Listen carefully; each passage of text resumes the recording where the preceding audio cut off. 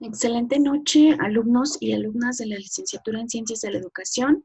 Sean bienvenidos a una asesoría más de la materia Calidad Educativa. De antemano, una disculpa por no haber estado con ustedes a las 6 de la tarde como cada miércoles. Tuve aquí unas dificultades en la computadora y no encendía. Entonces, después de todas las peripecias que se pasó, por fin logró encender, conectarme a videoconferencias, abrir la presentación. Sigo sin poder acceder al buscador.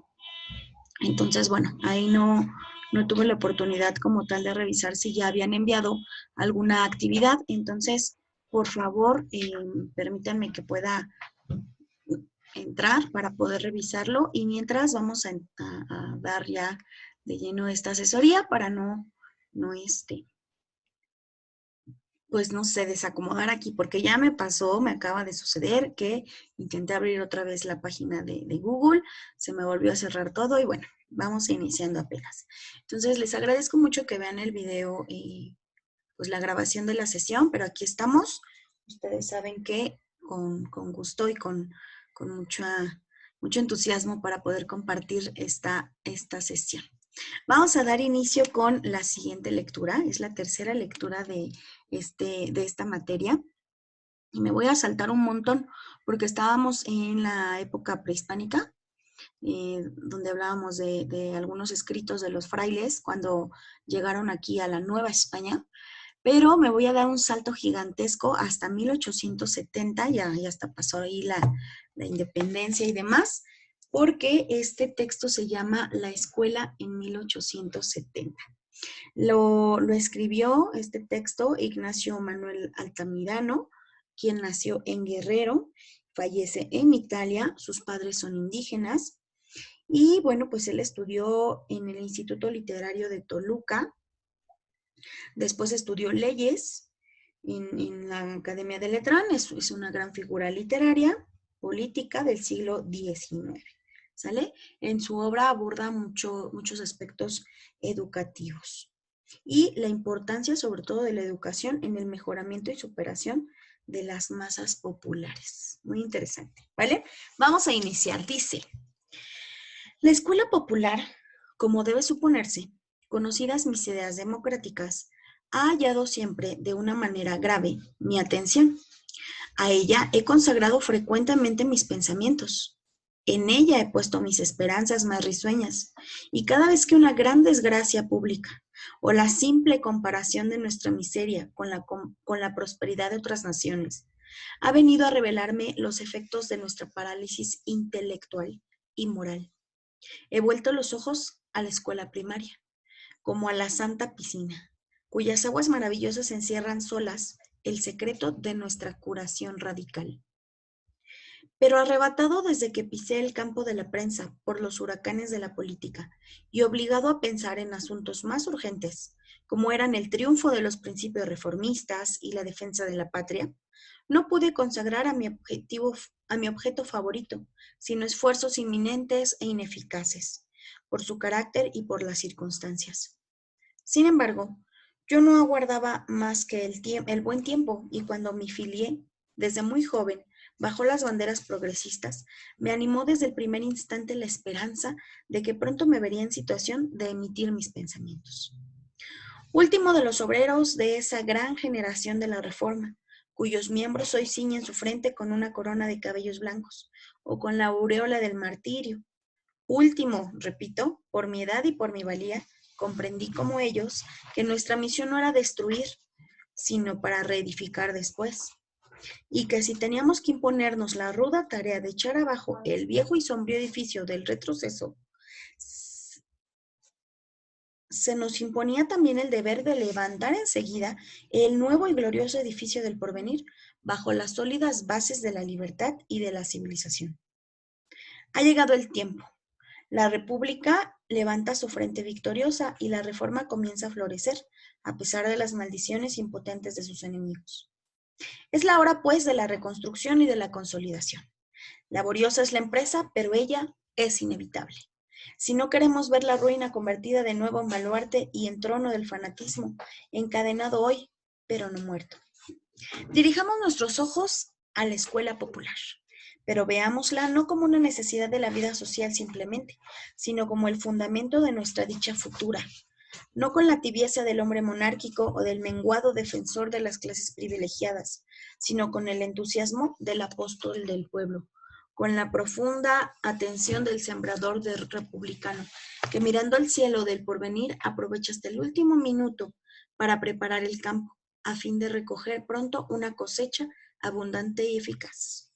Para ello será conveniente examinar, aunque no sea más que de paso, la forma de la escuela antigua, a fin de compararla con nuestra escuela actual. Recuerden que es 1870. Y conocer los vestigios que los viejos principios y las viejas instituciones han dejado en ella, para borrarlos completamente como perjudiciales. Son las heces peligrosas de una bebida mortal, que han quedado pegadas al purísimo vaso de la enseñanza y que es necesario arrojar para siempre. La escuela antigua.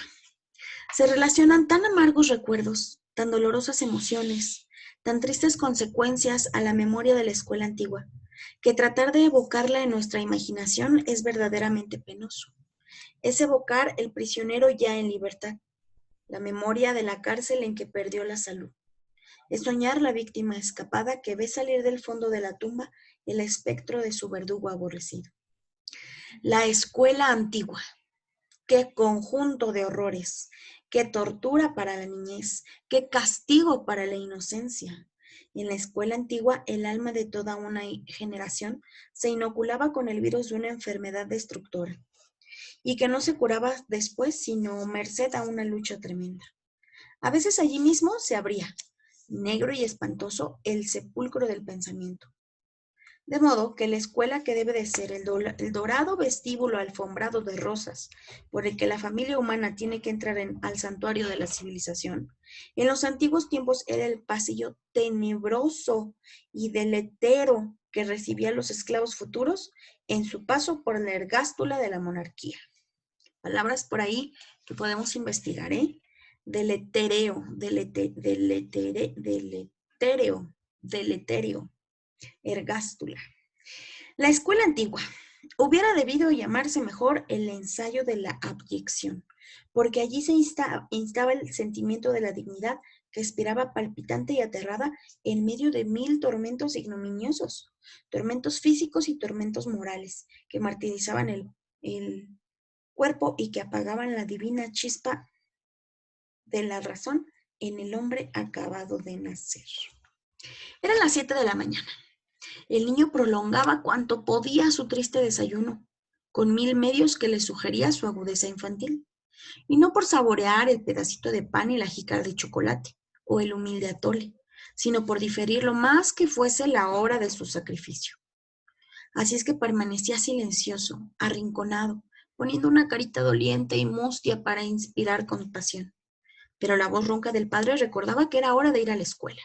Y el niño palidecía y temblaba, y se llevaba la mano a los ojos para enjugar sus lágrimas, movimiento que enternecía el corazón de la madre, siempre pronto a dulcificar ante sus tiernos hijos los mandatos paternales. En fin, era preciso obedecer. La buena madre consolaba al niño, lo arreglaba, le ponía la gran bolsa de lienzo que contenía la cartilla, el catón cristiano o el papel para las planas, el plomo para rayar el catecismo de Ripalda y la pluma de Ansar, pintada de rojo o de verde. Una vez dispuesto, el chico era entregado, si tenía mediana posición, a un criado para que lo condujese a la escuela, o se confiaba a un muchacho más grande que pasaba por él, o se abandonaba a su propia obediencia, de antemano asegurada con la amenaza de una zurra de azotes si no iba a la escuela. La pobre criatura llegaba a la escuela, vacilaba antes de entrar en ella, recogía sus fuerzas para tamaño sacrificio y con el corazón disgustado y miedoso atravesaba el umbral. Tenía la escuela un aspecto lúgubre y aterrador, una sala ordinariamente larga, estrecha, fría. En derredor de ella había bancos ennegrecidos por el uso y toscamente labrados. Las paredes de un color impuro y llenas de grietas estaban desnudas por todas partes, presentando al ojo de los niños que buscan instintivamente algo con que distraer su imaginación el aspecto de una superficie monótona, sucia y triste. Allí en el fondo, trepado sobre una pequeña plataforma.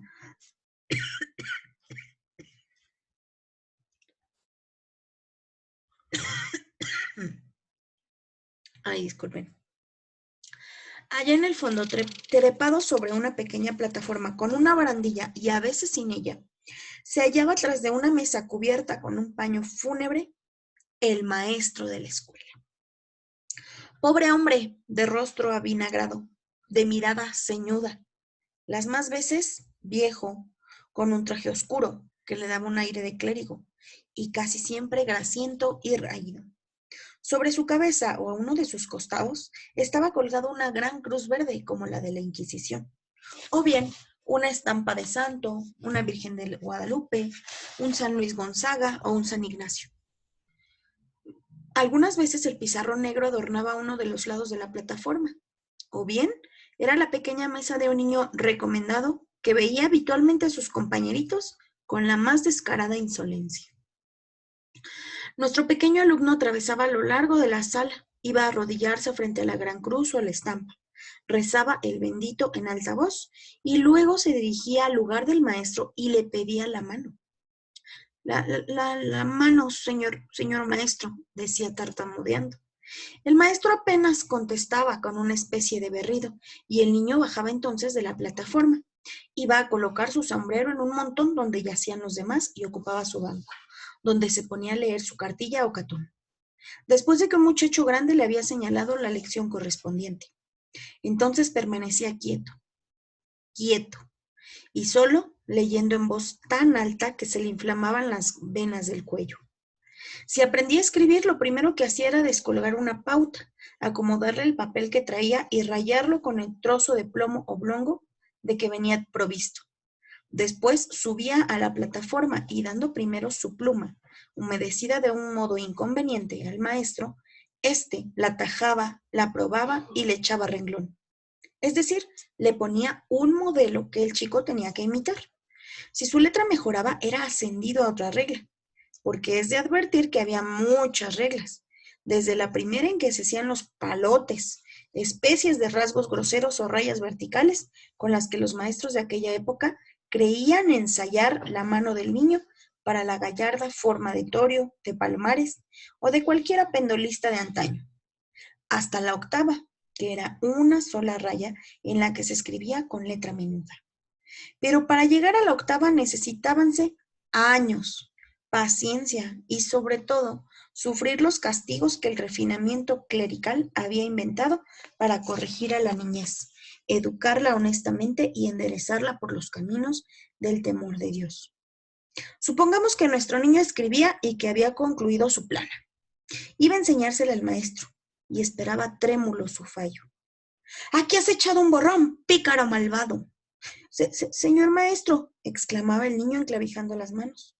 Pero el impecable Domine empuñaba una enorme palmeta y mandaba al chico que extendiera las manos. Este rogaba, lloraba, pero en vano, y acababa por extender sus manecitas que temblaban procurando escaparse del golpe. El maestro alzaba furioso el terrible instrumento de tortura y lo descargaba 2 y 3 veces sobre aquellas manos de 7 años, pequeñas y débiles, produciendo un chasquido sonoro como el de un látigo, después de lo cual el Domine arrojaba al suelo la plana. Como este examen solía hacerse en revista, es decir, cuando todos los alumnos de escritura presentaban sus trabajos, la férula no se caía de las manos del maestro y resonaba 40, 60 y hasta 100 veces en menos de una hora. Pero había una cosa más. Sobre la mesa del paño lúgubre se veía tendida espantosamente otra cosa que hacía estremecer a los niños y bajar los ojos. Era una larga disciplina de cáñamo o de alambres. Con ella se castigaban las grandes culpas, y estas eran: haberse reído sonoramente, haber corrido en la calle, haberse ido a pasear en vez de ir a la escuela, haber derramado tintero sobre la mesa, o no saber la lección de doctrina cristiana. Y entonces, ¡horror!, el maestro mandaba desnudar al niño, cuyo pudor se ultrajaba alzándosele la camisa para vapulearlo a raíz. Tendías el pobrecillo en un banco y ponías el pañuelo o el ceñidor en la boca para soportar el dolor, y el maestro le aplicaba una docena o dos de azotes horripilantes de disciplina. Entonces, podía decirse muy bien con Montaigne, la escuela es el infierno. 6 meses de cartilla, estudiar el abecedario, deletrear, decorar. Después 6 meses de catón cristiano o de libro segundo, es decir, lecturas fastidiosas, inútiles, erizadas de ejemplos corruptores y de cuentos ridículos, de máxima bajeza y de esclavitud, doctrinas frailescas y groseras. Después, lectura en carta, para lo cual se pedían las disparatadas copias del dependiente de tienda, mestizo o se hacía uso de la correspondencia de un clérigo. Más tarde, planas. Como hemos dicho, de la primera a la octava regla. Y cuando ya se escribía con falsas, se comenzaba el estudio de las cuentas. Mientras estudiaba todo esto y haciendo el papel principal en el aprendizaje de las varias materias que se enseñaban, la doctrina cristiana era la más temible, el más odioso, el más inicuo tormento del niño. Los sábados eran días espantosos, en los cuales los niños preferían enfermarse a concurrir a la escuela, porque entonces se les obligaba a hacer el repaso o recordación de todo lo que habían aprendido en el catecismo. Faltas de memoria. Los maestros contaban los puntos o faltas de memoria y castigaban cruelmente tan horrendo delito, con la consabida zurra de palmetazos o azotes. Aún después de este tiempo, de manera que pueda asegurarse que hace todavía 20 años la escuela era, como acabo de describirla, con muy poca diferencia. La escuela a principios de este siglo, la anterior a la independencia, era peor 1000 veces, y el que quiera conocerla puede ocurrir a los escritores de aquella época.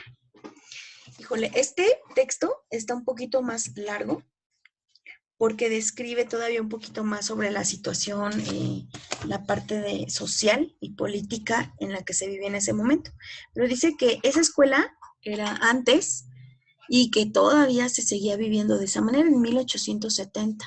De hecho, algunos de ustedes o de sus padres les tocó todavía que les pegaran, ¿no? Y algunas escuelas todavía tienen en alto el espacio para que el docente se mantuviera ahí, en lo alto, desde ahí enseñaba, ¿sale? Es muy curioso leer todo esto porque para los niños dice era un verdadero suplicio. Ustedes en Jamboard ya van a poder encontrar la actividad, ¿sale? Dice que ustedes en por lo menos 200 palabras, más bien en 200 palabras, describas un día de la escuela actual, ¿sale? Ahí les toca a ustedes entonces describir un día de escuela actual. Ahí más o menos Ignacio Manuel Altamirano nos describe un día de una escuela de 1870. En este caso, a ustedes les toca de la escuela actual. Es muy interesante porque se ponen como a reflexionar en ese sentido, qué tanto ha cambiado o qué tanto no ha cambiado. Les voy a compartir pantalla, nada más, es que les digo que mi computadora no se deja mucho el día de hoy. Les voy platicando para que no perdamos mucho tiempo, porque si no me queda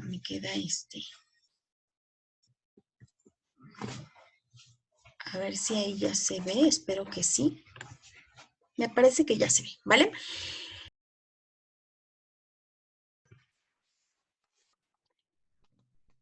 Creo que hubo por ahí una pausa.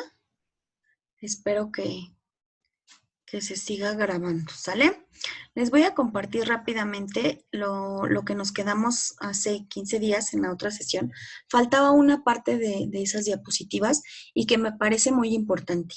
Aquí en este texto se habla de maestros grandes, sobre todo hombres, y con un carácter pues no tan agradable, ¿verdad? Y ya en sus redacciones me enteraré de cómo son o cómo fueron sus maestros con ustedes. Pero quiero compartirles, porque dentro del concepto de calidad educativa hay un personaje importante, que es el docente, justamente. Entonces, quiero compartirles, me regresé un poquito a la historia, vamos a ver la evolución de la educación en México en el sexenio de Felipe Calderón. ¿Por qué es importante? Porque esta figura que les comento, que es el docente, que son ustedes, futuros docentes, colegas, van a entrar a un ambiente laboral, o si no es que algunos ya están. Y desde esta época de Felipe Calderón comienzan cambios importantes. ¿Por qué? Pues afectan directamente al... No significa que si me pagan más o me pagan menos voy a dar más o menos calidad, pero sí afectan a la vida diaria, a la vida cotidiana de un docente. Entonces sí, me pareció muy importante retomarlo, ¿vale? Vámonos súper rápido. Durante el sexenio de Felipe Calderón, de entrada, se hace una reforma a la ley del ISSSTE en 2007 que modifica el esquema de ahorro para el retiro y eleva la edad para la jubilación. Antes se podían jubilar los docentes a los 60 años, ahora es a los 65. Y déjenme decirles que, bueno, esa fue una reforma en el 2007, pero ha habido más reformas donde ya no se goza como tal de una jubilación. Ahora ya cada uno tiene que ahorrar para el retiro porque ya no hay una jubilación como tal.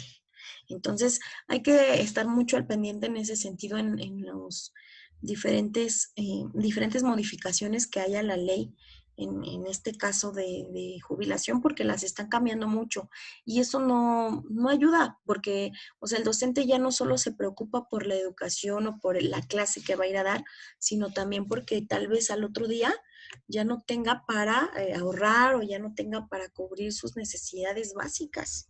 Entonces, es algo fuerte, ¿vale? Después, otro evento importante es la firma de la Alianza por la Calidad de la Educación en 2008 entre el gobierno federal y el CENTE, donde se establecen compromisos para implementar la evaluación para el ingreso al servicio educativo. Esta podría llamarla un tanto positiva. CENTE es el Sindicato Nacional de los Trabajadores del Estado, ¿sale? Trabajadores de la educación, perdón. Este es a nivel federal. En el Estado de México tenemos otro, que es independiente de este, ¿vale? Pero se hace un acuerdo y entonces se establece ahí que ya no nada más los normalistas pueden entrar al sistema educativo, sino también los egresados de ciencias de la educación, como es su caso, los licenciados en pedagogía, incluso algunos psicólogos, si es que tienen alguna especialización en educación, pueden ingresar a través de un examen. Ahí, bueno, yo lo veo como un aspecto positivo. Gracias a esta reforma es que se pude entrar al sistema. No fue en esa época, yo apenas llevo poco tiempo, voy a cumplir 4 años, pero sí le dio apertura a otras disciplinas, a otras licenciaturas para aportar este granito de arena en el ámbito educativo, ¿vale? Y eso permite, claro, también la calidad de la educación. Pero por otro lado, también en esos acuerdos se modifican los criterios de estímulos económicos del programa de carrera magisterial. A los docentes les dan diferentes estímulos económicos, pero aquí lo condicionan a los resultados de sus alumnos. O sea, si tus alumnos pasaban, perfecto, tenías tu estímulo. Y si tus alumnos reprobaban, olvídate de tu estímulo, ¿eh? Y no significa que si tengo alumnos de 10 saben, o que si tengo alumnos de 6 no saben. O sea, era un poco incongruente esta parte, pero bueno, así se hizo el acuerdo. Y eso, por otro lado, demerita también la calidad en la educación, porque si yo quiero mi estímulo y solo me lo dan si mis alumnos sacan 10, pues ¿qué creen que puedo hacer? ¿No? O sea, no me voy a preocupar por la calidad, por si realmente están aprendiendo, sino porque pasen un examen. A lo mejor les doy una guía, los pongo a practicar antes las preguntas, les paso las preguntas y eso no significa entonces que haya calidad educativa, simplemente que me están condicionando un pago y entonces pues respondo ante eso. Digo, en el peor de los casos, ¿no? Otros pues podrían pensar, bueno, como salgan mis alumnos, así lo voy a presentar. ¿Sale? Pero va un sesgo ahí importante. Propone además establecer un organismo autónomo encargado de evaluar la calidad del docente, crear el Sistema Nacional de Evaluación, entre otros puntos. El docente está sometido ya a una constante evaluación. Ya no somos la figura de autoridad, ¿no? Ya no somos en la figura de respeto que se tenía todavía en esta época del texto que les leí, los docentes, los médicos, los sacerdotes, y el docente ya no tiene ese valor. Hay que estarlo evaluando. Y si no pasas los exámenes, entonces te damos una asesoría. Y si no pasas los exámenes, entonces te vas a meter a un curso. Y ahí están sobre ti, sobre ti, sobre ti. Y lo peor es que no eran exámenes de acuerdo a lo que uno enseñaba, ¿no? Por ejemplo, pues, ¿qué estrategias utilizas para enseñar, no sé, tablas de multiplicar a los niños? No, eran exámenes de otras cosas totalmente distintas. Entonces, ¿cómo pretendían que, digo, lo que uno hace diariamente, pues lo va dominando, ¿no? Vamos dominando estrategias, vamos dominando diferentes conceptos, vamos dominando los temas, vamos mejorándolos, pero el examen no venía de eso, venía de otra cosa que nada que ver. Entonces, era un tanto complicado, ¿vale? Punto número 3, establecimiento del Acuerdo de Cooperación México-OCDE. Si ustedes recuerdan, vimos que hay organismos internacionales también encargados de establecer ciertas reglas para la educación en nuestro país. Entonces, aquí nos dice que se establecen 15 recomendaciones que se empiezan a plasmar en la reforma 2013, donde ya se hablaba de competencias. ¿Sale? Entonces, la OCDE y otros organismos internacionales intervienen. ¿Cómo garantizar una calidad educativa cuando las recomendaciones no son acorde a la realidad de nuestro país? Son muy generales. Y entonces dice, ¿sabes qué, México? Adáptate. O si no, pues entonces vas a empezar a salir de estos organismos o vas a perder beneficios. Y al final, la figura encargada de poder transmitir todo esto que viene desde organismos internacionales, ya en el aula, es el docente. Y es complejo, ¿sale? Campaña de denostación del trabajo docente a lo largo del 2012, encabezada por la Asociación Civil Mexicanos Primero. Chicos, hay un cortometraje, no sé si ustedes lo han visto o han escuchado de él, véanlo por favor, se van a llevar un punto extra. Si lo ven y me comentan ahí en plataforma, de lo que trata y qué opinan, ¿no? Se llama De Panzazo. Es un cortometraje, no, es un documental sobre la educación en nuestro país. Claro que destapan, ¿no?, muchas de las realidades que se viven, pero también, como dice aquí, denostan el trabajo docente, lo denigran, lo minimizan, dicen, ¿qué están haciendo los docentes en las aulas? Que no están enseñando, que los niños están reprobando. A ver, no nada más se trata del docente, no es el único responsable de esos resultados. Hay una estructura escolar, hay un directivo, hay una familia detrás de ese niño, hay condiciones en las que óptimamente se tiene que enseñar. Y si tú vas a un salón en esa época eran 40 niños o más. Entonces, híjole, por favor, véanlo, chicos, está muy, muy, muy interesante, ¿vale? Muy bien, eso era lo último que faltaba de la sesión pasada, mostrarles como lo que se había hecho en reformas educativas y que no favorecían para nada el papel del docente, ¿ok? Les voy a compartir otro más, que es el de la sesión de hoy. Se hablaba hace rato de los instrumentos de evaluación. Aquí entra este organismo que es el INE, Instituto Nacional de Evaluación Educativa. Y aquí el INE nos dice, ¿saben qué?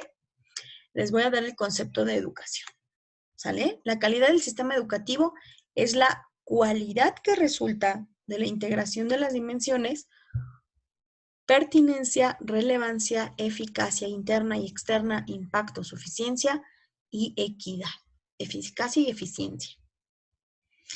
Dice que todo esto se tiene que integrar para que haya calidad educativa. La educación es pertinente, relevante, eficaz interna y externamente, tiene un buen impacto, es suficiente lo que se hace, es eficiente y equitativo, ¿será o no será? El INE se encarga de evaluar estos elementos, ¿sale? Y justo aquí nos lo describe. Dice que si establece un currículo adecuado a las necesidades individuales de los alumnos. Se ha intentado desde esta época esta parte de individualizar la educación. No digo que no sea posible, claro, está el modelo Montessori, donde cada alumno va de alguna manera decidiendo lo que quiere aprender, pero, híjole, colegas, futuros docentes, modelo Montessori es como para 10 niños por aula, máximo, porque te permite entonces que cada niño elija el tema sobre el que quiere trabajar y entonces estarlo asesorando. Pero imagínense un currículo adecuado a las necesidades individuales de los alumnos. Tengo un alumno que no desayuna. Tengo otro alumno que sus papás se están divorciando. Tengo otro alumno que sí vive con su familia completa y pues son una familia estable. Tengo otro que su papá perdió el trabajo. Entonces, de repente, ¿cómo se establece un currículo adecuado a las necesidades de cada uno de los alumnos? Al final todos vienen a clases y vienen y vamos sobre el mismo contenido. Es complejo. Es complejo plantear un programa, un tema que pueda contribuir a esto, a las necesidades individuales de los alumnos, ¿vale? Y de la sociedad, por supuesto. Y dice aquí también que hay que desarrollar, híjole, eh, no, es como la parte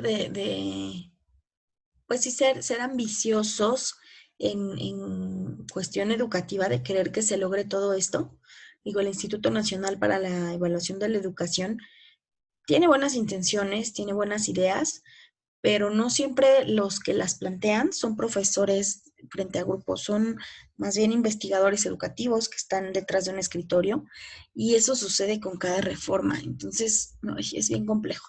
Pero bueno, me voy a apurar para que nos dé tiempo de hablar un poquito de la nueva reforma educativa, que es lo que nos compete, ¿sale? Dice entonces que tiene que promover esta educación, una mayor productividad económica, democracia, respeto a los derechos humanos, desarrollo de la ciencia, cuidado del ambiente, preservación y enriquecimiento de la diversidad cultural. Es decir, la educación que nosotros demos debe de ir cubriendo todos estos elementos en los alumnos. Y entonces el que no desayunó y no me pone atención, o el que está pensando en los problemas de su casa, híjole, ahí va el reto. El reto es constante, de verdad, el reto es diario. ¿Sale? Dice que se logre que la mayor cantidad de destinatarios vayan a la escuela y que además permanezcan hasta el final. Es cierto, la deserción escolar siempre ha existido. Ahorita durante pandemia hubo un alto índice de deserción de los niños. Entonces aquí nos dice que sea eficaz esa educación, que permita que los niños terminen por lo menos cada una de las etapas y que vayan avanzando. Educación básica, que es preescolar, primaria, secundaria y ya se está integrando lo que es la preparatoria. Entonces, es un objetivo, pues sí, por supuesto, deseable, viable es lo que se tiene que trabajar, ¿vale? Que tenga impacto, que, que la educación que brindemos lleve a esos niños a que se conviertan en personas de bien, que sean trabajadores, que sean productivos, que sean buenos ciudadanos, o sea, todo lo positivo que se puede desear en un alumno, ¿sale? Que cuente con recursos humanos y materiales necesarios. Les comparto brevemente. Ahorita tenemos en la escuela la participación de practicantes de la normal, justamente. Van en quinto cuatrimestre no, en quinto semestre, ellos están por semestre. Entonces, fueron a hacer prácticas. Esta semana, desde el lunes, está una maestra en formación conmigo y no saben, o sea, tengo 25 alumnos, tampoco son tantos, pero no saben qué ayuda da el tener a alguien más en tu aula, pero muchísima. O sea, el trabajo de un docente, no sé si se los podría describir, pero da el tema, controla el grupo, califica, registra, pero con tu rúbrica, con tus escalas de evaluación, pero también que aprendan y que participen y que trabajen en equipo y que no estén peleando y que se mantengan en silencio, pero también que contribuyan y que aporten al tema y que, o sea, estar en un aula de verdad si se ve desde afuera puede parecer un poco caótico, pero créanme que me ha ayudado muchísimo estos 3 días la maestra en formación, la maestra se llama Aline, que está haciendo sus prácticas de observación y la siguiente semana le va a tocar a ella dar algunas sesiones, pero ayuda mucho. Dice el INE que si se cuentan con los recursos humanos y materiales necesarios. Por supuesto que no. Solo hay un docente. Ahorita mi grupo es pequeño, pero en la escuela hay grupos de 35 alumnos. Imagínense 10 más que los míos. Hay grupos de 40, 50, hasta 60 alumnos en secundaria. ¿Hay recursos humanos suficientes? Por supuesto que no. Materiales. Tengo bancas en mi salón de chile, mole y pozole, ¿no?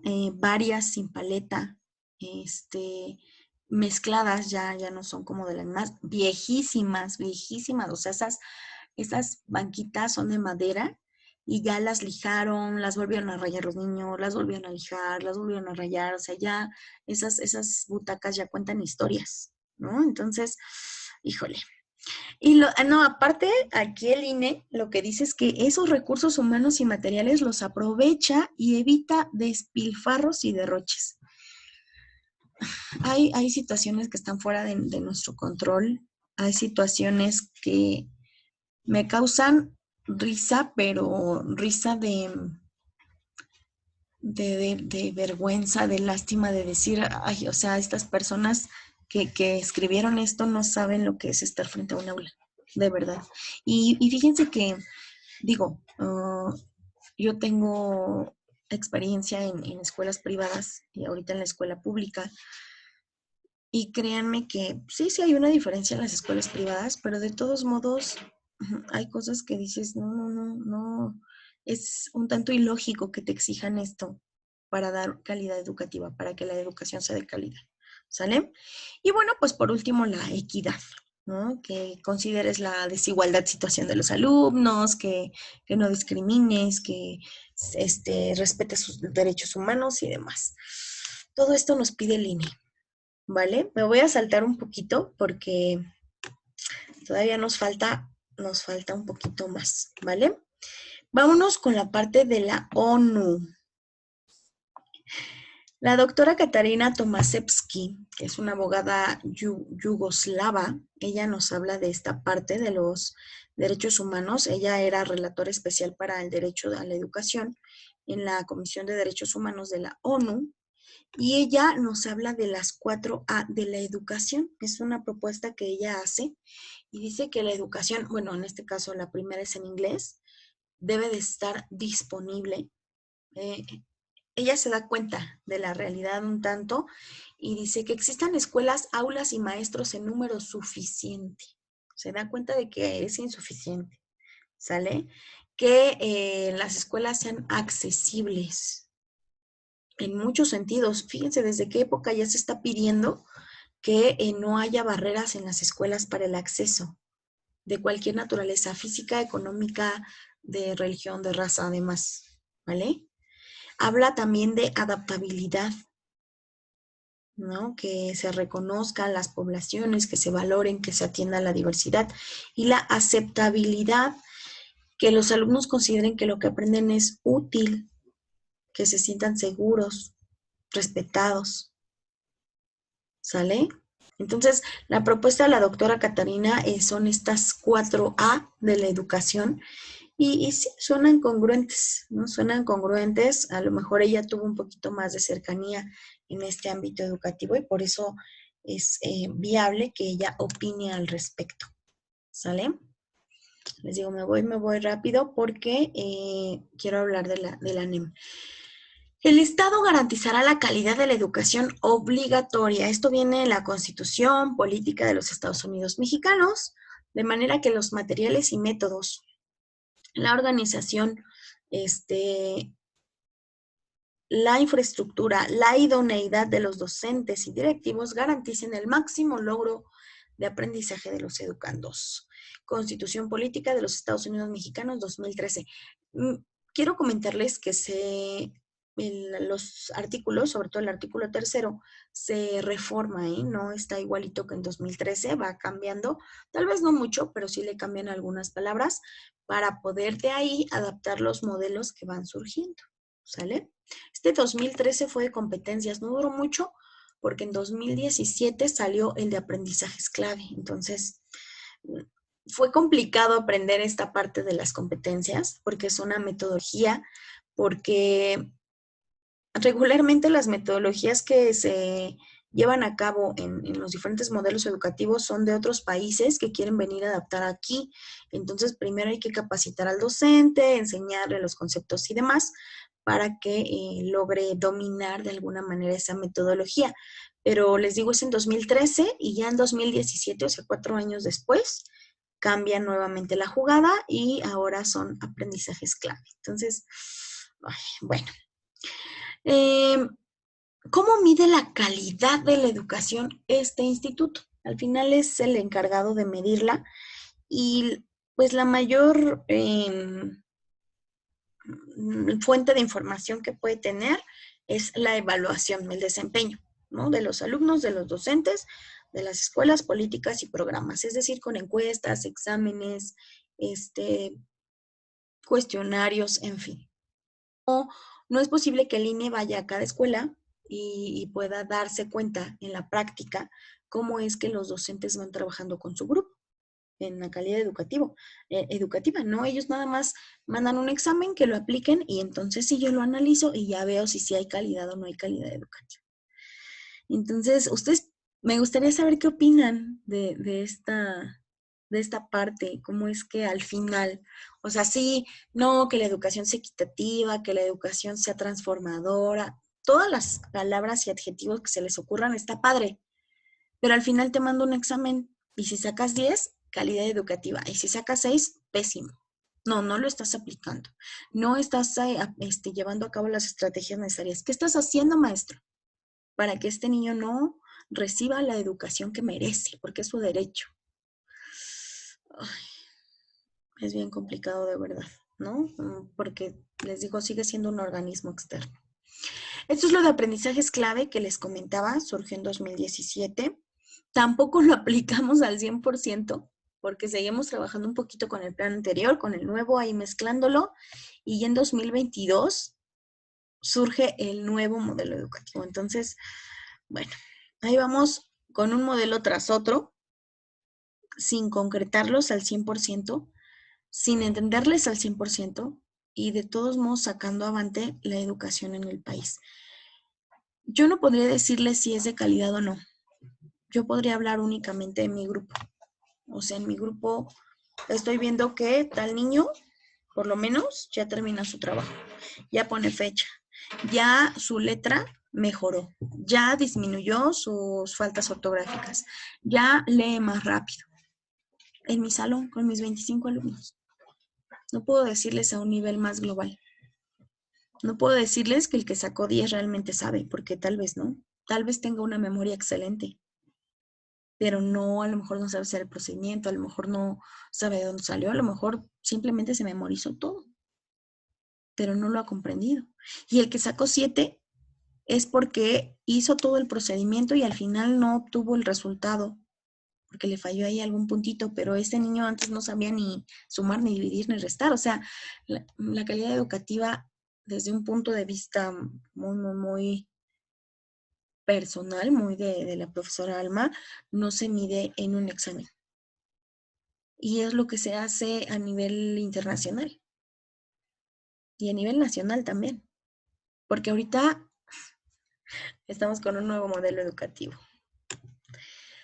La nueva escuela mexicana, que también, o sea, en palabras se escucha padrísimo, que ustedes han visto los debates con los libros, que si van, que si no van, que el contenido, que demás. Al final ya estamos frente a las aulas, los docentes, tratando de poner en práctica un modelo con el cual no fuimos 100% capacitados y con el cual tenemos que, pues, manobrear para poder llevarlo a cabo. Estamos en la escuela, les comparto, no se han repartido los libros de acuerdo a la demanda que hay.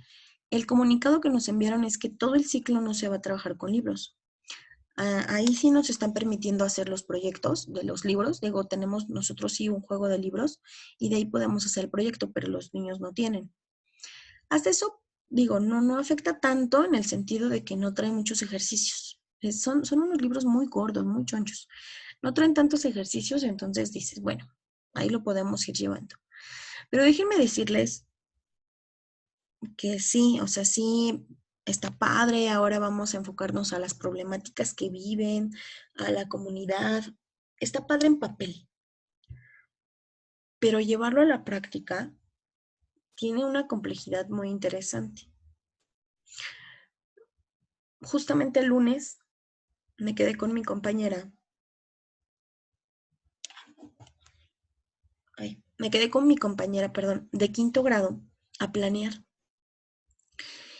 Y ya, ok, vale, vamos a elegir el proyecto que se relacione con tal cosa, perfecto, muy bien, vamos. Y empezamos. Son más o menos como 12 páginas del proyecto, pero vienen por lo menos 3 contenidos científicos.